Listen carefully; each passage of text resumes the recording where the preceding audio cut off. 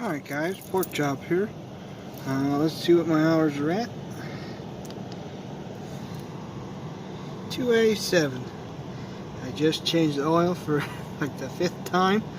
I did it probably a week ago, but I've been using this sucker. So, as you can tell, it's dark outside, and yeah, you know, turn that off.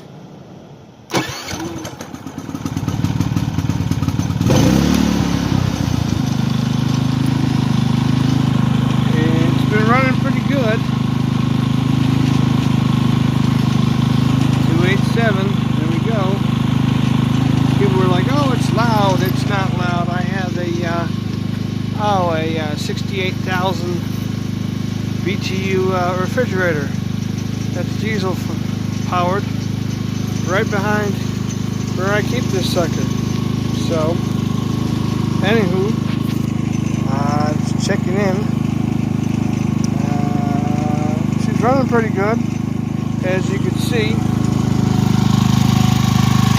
I don't have the spark arrestor in, but what I have noticed is that right here on the side is a heat exhaust from the engine. Test it out, guys.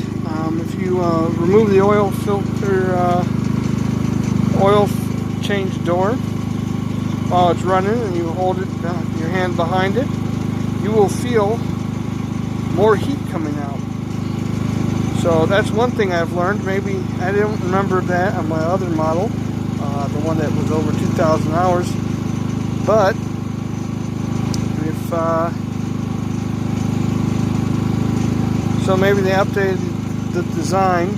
I noticed a couple extra holes in the underneath, not on this side, but the other side, right here where the oil filter door is, or oil change door is. A couple just poke holes, probably for extra ventilation. But yeah, it kicks out a lot more heat when you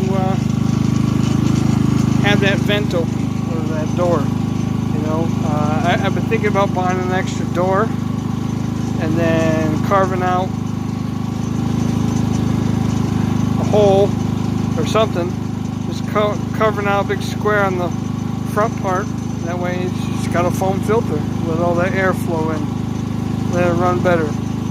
I've been actually getting more time on mine.